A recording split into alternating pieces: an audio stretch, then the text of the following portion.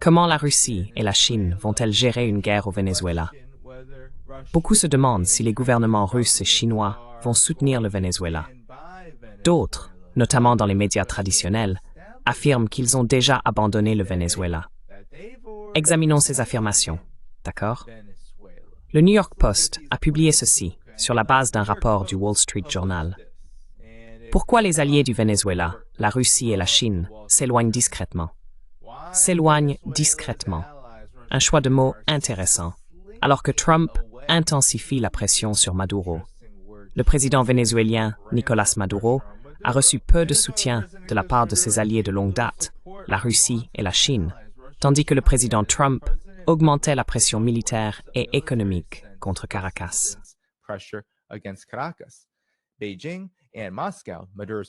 Pékin et Moscou, les deux alliés les plus puissants de Maduro, ont auparavant fourni à la fois du matériel militaire, une aide financière et une formation de l'armée au Venezuela face à l'agression américaine.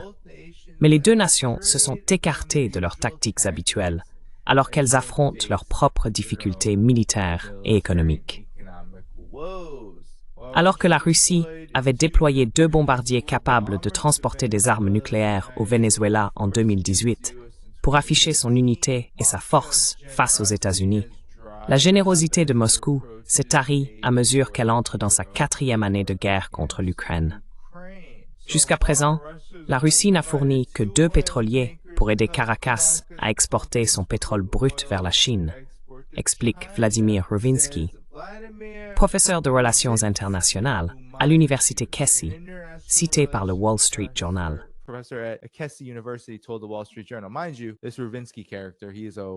Sachez que ce Ruvinsky est chercheur à l'Institut Wilson.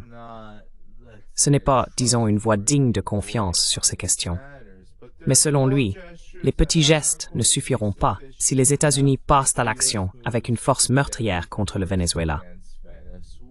Ruvinsky a souligné que la Russie et la Chine sont engagées dans des négociations diplomatiques et commerciales tendues avec Trump, et qu'aucune des deux nations ne souhaite contrarier le président américain en faisant du Venezuela un sujet de discorde.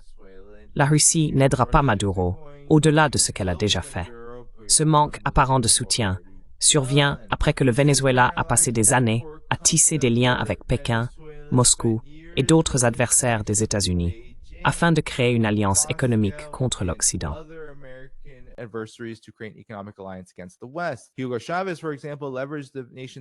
Hugo Chavez, par exemple, a exploité les vastes réserves de pétrole et de minéraux du pays pour obtenir des prêts et des accords de plusieurs milliards de dollars avec la Chine, la Russie, Cuba et l'Iran, afin de développer les infrastructures nationales. Bien sûr, on dit que les sanctions, les troubles civils et d'autres facteurs ont nui à ces efforts. La Chine serait la plus grande perdante si le gouvernement de Maduro tombait.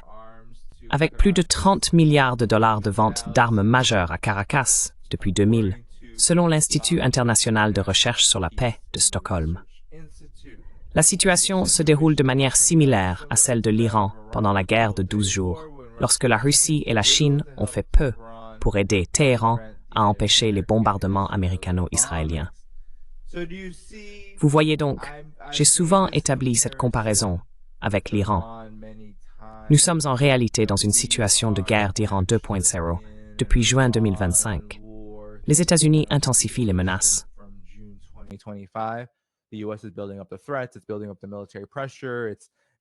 Elle renforce la pression militaire.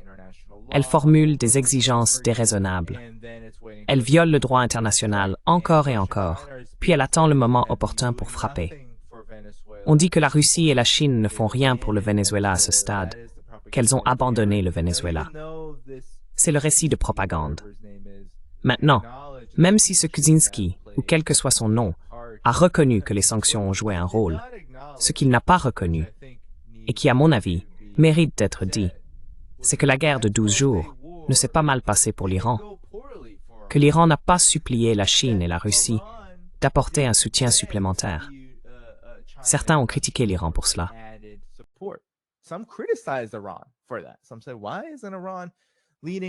Certains disaient, pourquoi l'Iran ne s'appuie-t-il pas sur ses amis?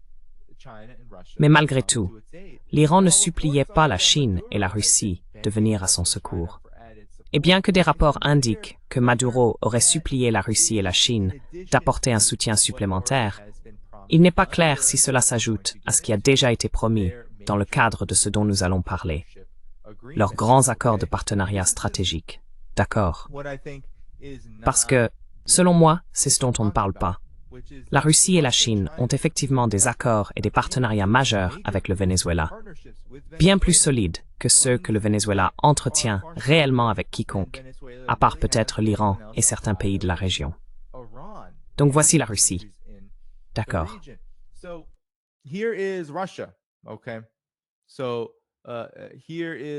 Voici donc la Russie et le Venezuela, qui, à partir de novembre 2025, concluent 42 accords bilatéraux de coopération. Ils ont signé ces accords à l'issue de la 19e session de la Commission intergouvernementale de haut niveau Russie-Venezuela, coprésidée par un vice-ministre russe et la vice-présidente vénézuélienne Delcy Rodriguez, qui, selon des rapports en provenance des États-Unis, devait être la successeur, ou du moins, Maduro aurait demandé à Trump qu'elle le soit, bien qu'aucune preuve n'en atteste. Ces accords couvrent de nombreux domaines de coopération, les mines, les transports, l'énergie nucléaire et la recherche médicale conjointe.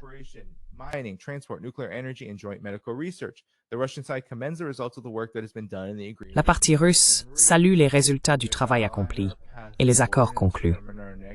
Nous avons défini notre voie à suivre et déterminé nos prochaines étapes dans tous les aspects clés de l'agenda bilatéral.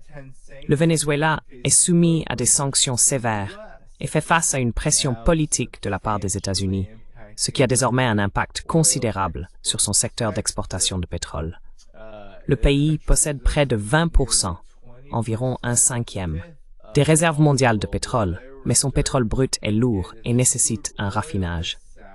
Les installations situées aux États-Unis pourraient assurer ce traitement, mais elles se sont retirées, tout en refusant également d'exporter vers le Venezuela l'équipement nécessaire à ses propres raffineries.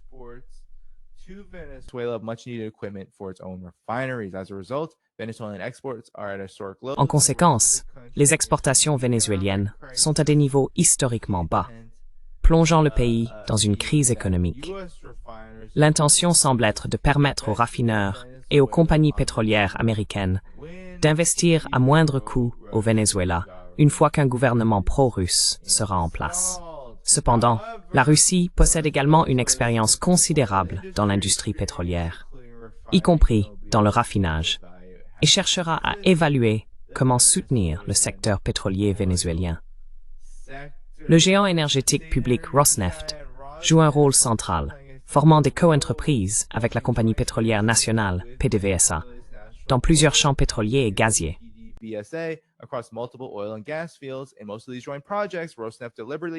Dans la plupart de ces projets conjoints, Rosneft a délibérément maintenu un plafond de participation de seulement 40%, reflétant le respect de Moscou pour la souveraineté pétrolière du Venezuela et le symbolisme politique d'un partenariat plutôt que d'une domination. La domination, c'est quelque chose d'important. Les gens sous-estiment cela. Si le Venezuela n'a pas de pétrole, pas d'énergie, même s'il détient un cinquième des réserves mondiales, mais ne peut pas les utiliser pour ses propres besoins, alors la nation est morte, elle sera détruite. Et la Russie ne laisse pas cela arriver. C'est quelque chose d'important. Peut-on vraiment appeler cela un abandon? Je ne pense pas que ce soit la définition de l'abandon. Maintenant, regardons le volet militaire de cette question, car il y a également eu des rapports sur la manière dont la Russie a apporté, ou non, son assistance au Venezuela.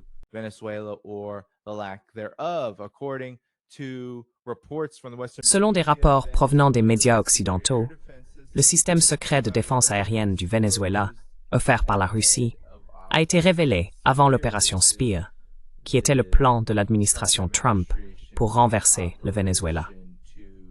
Mais en réalité, ce qui est affirmé maintenant, c'est qu'il s'agit d'une opération militaire de trafic de drogue, ou plutôt d'une opération militaire anti-trafic de drogue. Ou peut-être, ne devrais-je même pas mettre le mot « anti » devant.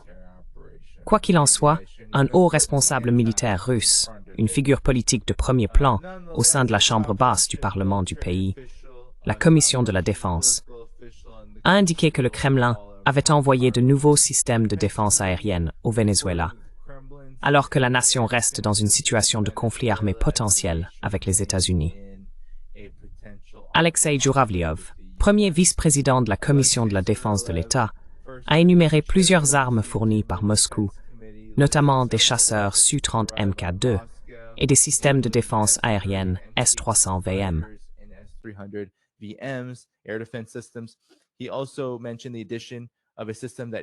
Il a également mentionné l'ajout d'un système qui n'est pas connu publiquement comme faisant partie de l'arsenal du Venezuela, le Pantsir S-1.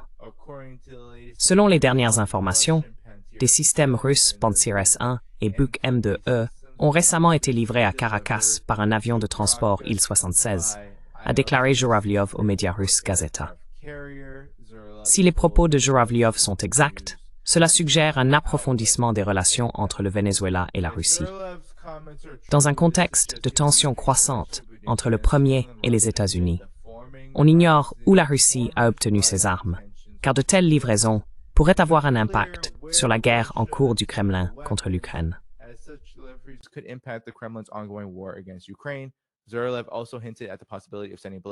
Jouravliov a également laissé entendre la possibilité d'envoyer des missiles balistiques au Venezuela.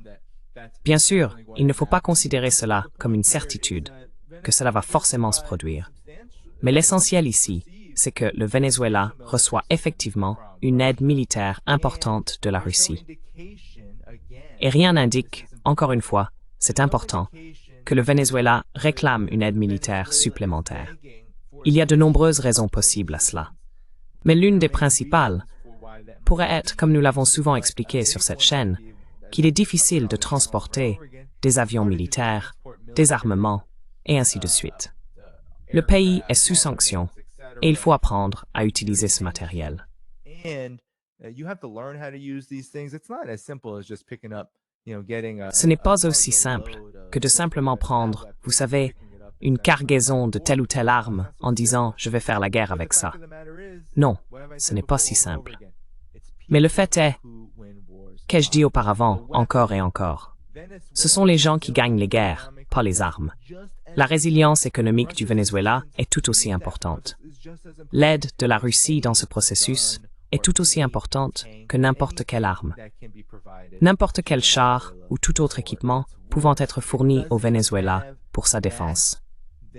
Si le pays ne dispose pas de cette ressource, il ne survivra pas et ne pourra pas résister à la pression. Voici maintenant El País, un média très anti-Venezuela, anti-Chine, de tendance belliciste, basé en Amérique latine.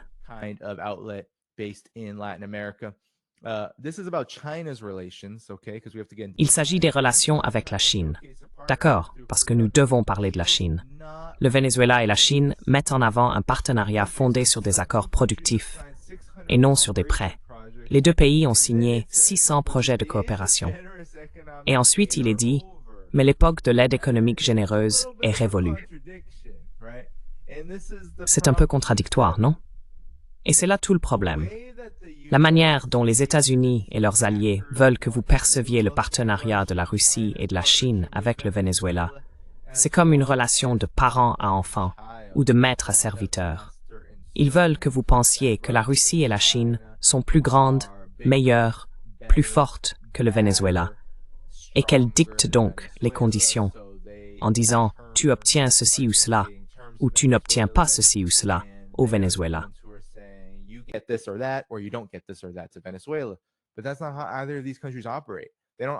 Mais ce n'est pas ainsi que fonctionnent ces deux pays.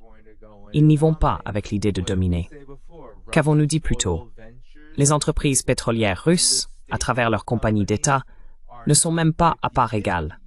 La Russie ne détient que 40% des parts, ce qui signifie qu'elle accorde la priorité à la souveraineté avant tout. C'était donc durant l'été 2025. Nicolás Maduro a reçu 5 délégués du PCC, le Parti communiste chinois, au palais de Miraflores afin de poursuivre l'avancement de nombreux domaines d'intérêt commun entre les deux pays. L'accent était mis sur un programme de travail interparti entre le Parti socialiste unifié du Venezuela et le PCC, qui comprenait une formation doctrinale pour les membres du parti. Il faut toujours glisser un peu d'anticommunisme là-dedans.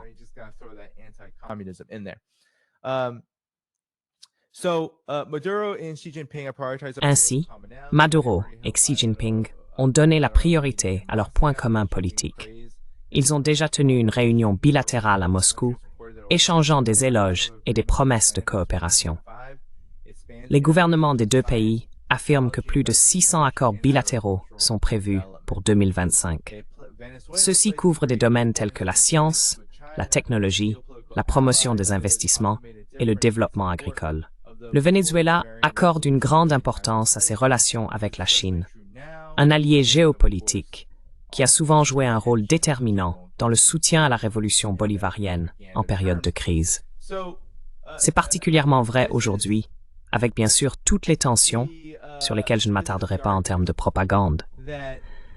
Donc c'est l'argument selon lequel la Chine conclut des accords de coopération, ce qui est pire, ou comment dire, pas aussi bien.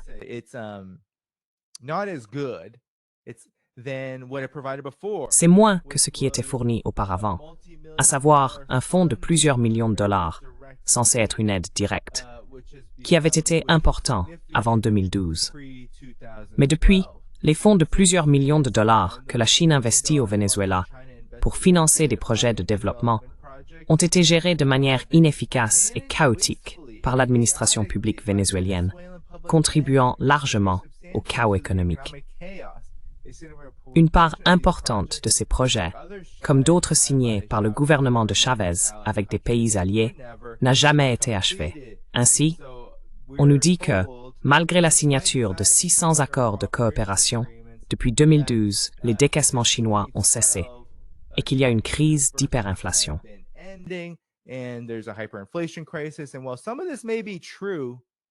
Et bien que certaines de ces affirmations puissent être vraies, il reste encore 600 accords sur la table. Le partenariat entre le Venezuela et la Chine est ce qu'on appelle un partenariat tout-temps, selon les termes du président Xi Jinping et du Parti communiste chinois. Il est donc évident que les relations restent très bonnes. Et encore une fois, ce soutien économique est extrêmement important. Il est absolument essentiel à la survie continue du Venezuela. Je dirais, comme je l'ai mentionné à propos de l'Iran, que le soutien économique et militaire de la Russie et de la Chine à l'Iran est déterminant pour sa capacité à résister aux sanctions et au bellicisme des États-Unis. Et bien sûr, c'est la même chose pour Israël. Face à l'empire sioniste, l'Iran a eu besoin de cet appui. Ce n'est pas que l'Iran mendie auprès de la Russie et de la Chine. Ils coopèrent de manière mutuelle.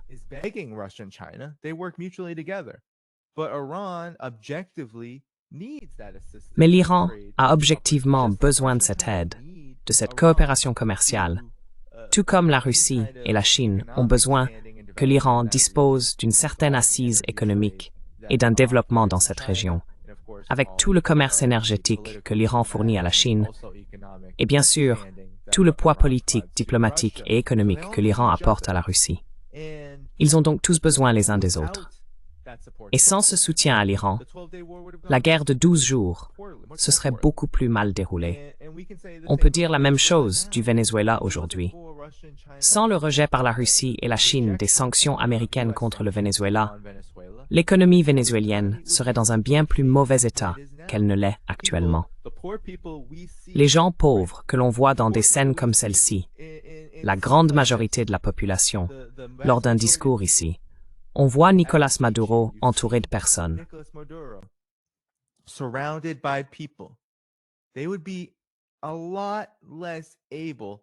Il serait bien moins capable de mener une existence digne d'un être humain sans le soutien que la Russie et la Chine apportent à cette économie lourdement sanctionnée. Ce qui, soit dit en passant, ne signifie pas que je prétends qu'elle se porte bien. Comment le pourrait-elle sous des sanctions aussi dévastatrices? Mais sans le soutien de la Russie et de la Chine, la situation serait bien pire. Et c'est là tout l'enjeu. L'essentiel, c'est qu'il y a un soutien. Nous ne pouvons pas voir les choses de manière aussi manichéenne, comme le souhaitent les élites et les va-t-en-guerre. Et je veux rappeler ce que Xi Jinping a déclaré. ce que le dirigeant chinois a dit à propos du Venezuela. Il a affirmé que la Chine soutient fermement le Venezuela dans la défense de sa souveraineté et de sa stabilité sociale.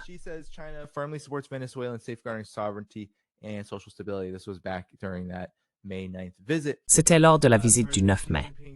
Le président Xi Jinping a déclaré vendredi que la Chine et le Venezuela sont de bons partenaires, fondés sur la confiance mutuelle et le développement commun, et que la Chine soutiendra toujours fermement le Venezuela dans la défense de sa souveraineté, de sa dignité et de sa stabilité sociale. Il a fait ces remarques lors de sa rencontre avec Nicolás Maduro en marge du 80e anniversaire de la victoire de la Grande Guerre patriotique de l'Union soviétique à Moscou. Soulignant que la Chine et le Venezuela ont forgé une amitié précieuse dans un contexte international en mutation, Xi a indiqué que depuis que les deux pays ont élevé leurs relations bilatérales au rang de partenariat stratégique global en toutes circonstances en 2023, les échanges dans divers secteurs et à tous les niveaux ont été dynamiques.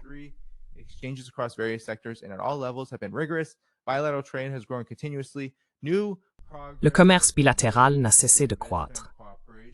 De nouveaux progrès ont été réalisés dans la coopération en matière d'investissement et dans les échanges entre les peuples, et l'amitié entre les deux parties est devenue de plus en plus populaire auprès des populations. Xi a déclaré que la Chine a toujours considéré et développé ses relations avec le Venezuela dans une perspective stratégique et à long terme, et qu'elle est disposée à renforcer l'échange d'expériences en matière de gouvernance avec le Venezuela, à continuer d'approfondir la coopération pratique dans divers domaines et à porter les relations bilatérales à de nouveaux sommets afin de mieux servir les peuples. Voilà donc le point de vue. Et certains pourraient dire « Oh, ce ne sont que des mots », mais ce ne sont pas que des mots.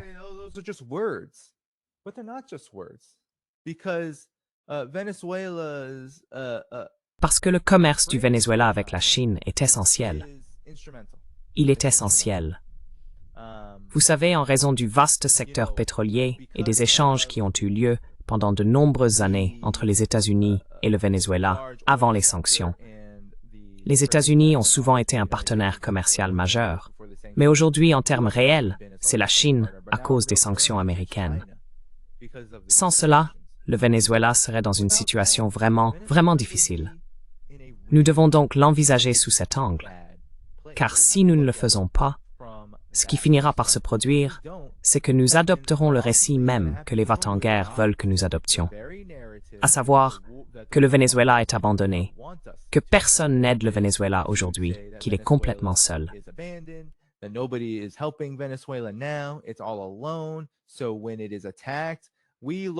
Ainsi, lorsqu'elle est attaquée, nous considérons la Russie et la Chine comme responsables de la situation du Venezuela, plutôt que l'Empire, celui qui impose les sanctions, encercle militairement le Venezuela avec des porte-avions, mène des exercices aériens à seulement 75 ou 100 km des côtes.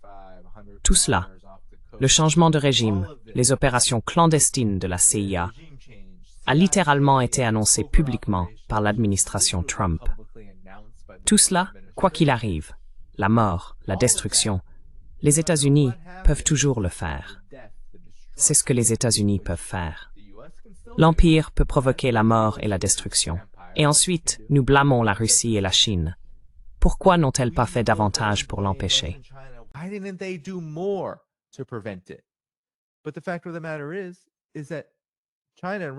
Mais en réalité, la Chine et la Russie n'ont aucun contrôle sur ce que fait l'Empire américain. Elles ne prétendent même pas chercher à exercer ce contrôle.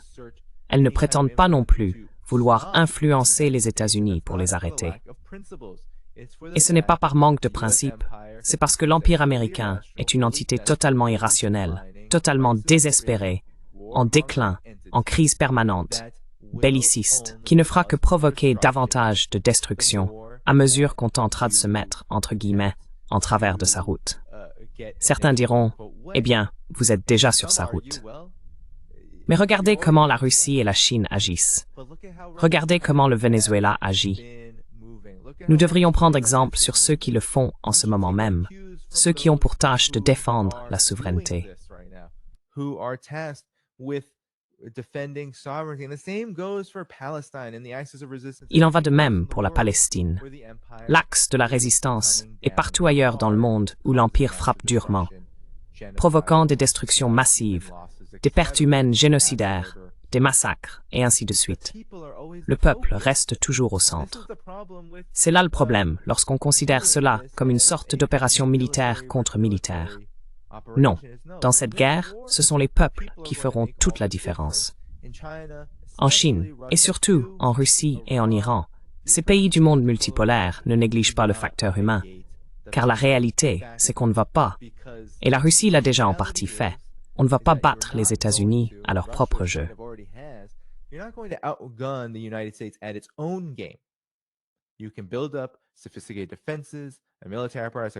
Vous pouvez mettre en place des défenses sophistiquées, un appareil militaire comme celui de la Russie, de la Chine, voire de l'Iran, pour repousser toute forme de menace.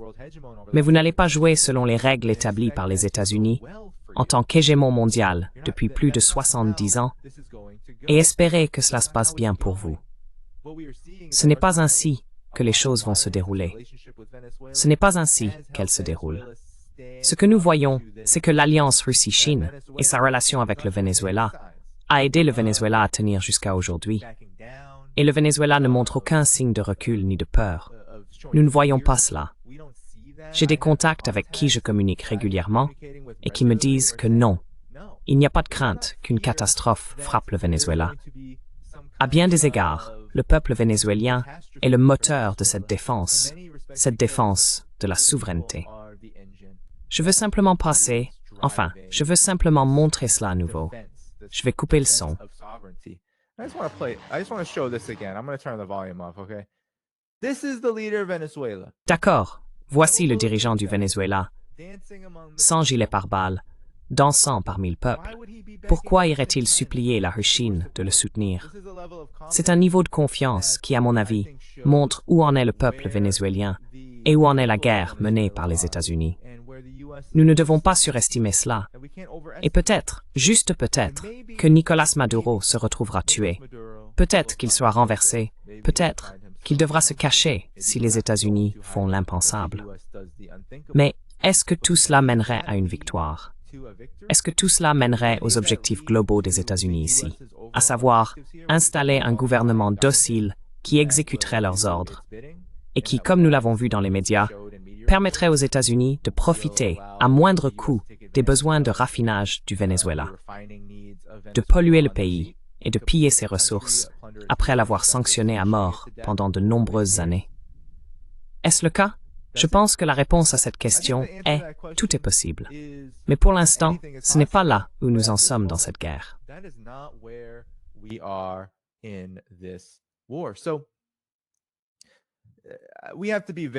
Nous devons donc être extrêmement prudents quant à la manière dont nous évaluons la situation géopolitique globale dans n'importe quel scénario, dans n'importe quelle région du monde. Si nous la réduisons simplement à une opposition entre forts et faibles, entre puissance militaire et absence de celle-ci, tout cela passe complètement à côté de la réalité. La longue trajectoire de l'histoire montre qu'en réalité, les armées les plus puissantes du monde ne gagnent pas nécessairement. Et les États-Unis ne seraient pas devenus une puissance hégémonique uniquement grâce à leurs forces militaires. Ils ont construit ce complexe militaro-industriel, cet immense empire, parce qu'ils ont mené la Seconde Guerre mondiale d'une manière qui leur a permis de devenir le plus grand acteur économique, avec l'hégémonie du dollar, le capital et une part de marché monopolistique, qui a littéralement écrasé l'Europe et le reste du monde, pris le contrôle des anciennes colonies sous forme de néocolonies et bâti un empire économique tout aussi important, sinon plus, que le militaire.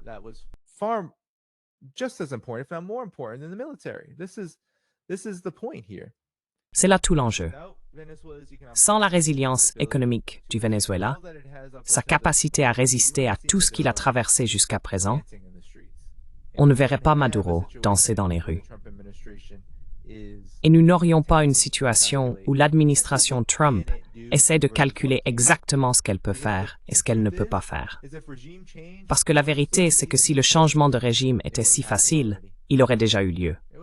Il aurait déjà eu lieu. Pourquoi ça n'est-il pas déjà arrivé? C'est bien là le point. Cela se serait déjà produit. Les États-Unis n'attendent pas. Ils n'attendent pas. The US doesn't wait.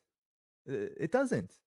It waited with Iran for the very same reason it's waiting with Venezuela. Elle a attendu avec l'Iran pour exactement la même raison qu'elle attend avec le Venezuela. Les conséquences pourraient très bien être plus catastrophiques que les résultats réels, n'est-ce pas? Ou du moins, que les résultats souhaités. Voilà ce qui se présente devant l'Empire américain. Il n'est plus en position d'imposer ses conditions comme autrefois. Et même un pays économiquement plus petit, supposément bien plus faible sur le plan militaire. Ce qu'il est, soyons honnêtes, le Venezuela n'est absolument pas une puissance militaire. Ne le deviendra pas. Il pourrait abattre. Bon sang. Peut-être qu'il possède. Peut-être le système Buk. Peut-être le S-300. Peut-être qu'il abattra un avion de chasse américain. Mais vous savez, il ne pourra pas empêcher les États-Unis de bombarder le Venezuela. Cela n'arrivera tout simplement pas.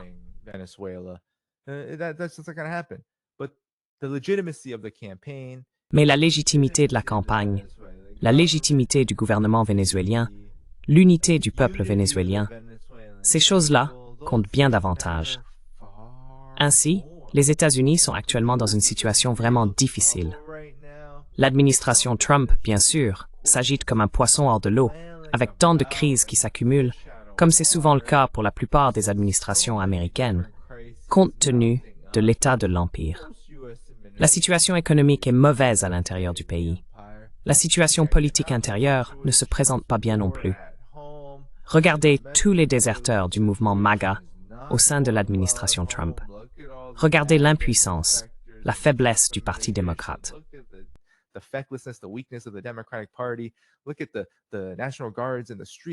Regardez la garde nationale dans les rues, les attaques sous faux drapeaux que les Afghans tirent. Je veux dire encore et encore, il n'y a eu que crise après crise. Et la politique étrangère de Trump est un désastre. La Russie, ça ne se passe pas bien. Les pourparlers de paix en Ukraine, ça ne va pas quoi? Il va y avoir une paix en Ukraine négociée par les États-Unis. Les États-Unis, l'Ukraine, l'OTAN, ils ne peuvent pas gérer ce pourquoi la Russie se bat réellement. La Chine, laissez tomber. L'administration Trump doit négocier sur le plan économique avec la Chine. Cette guerre est encore loin, même s'ils intensifient, même s'ils essayent d'amener Lai Ching-te et ses séparatistes à exécuter leurs ordres.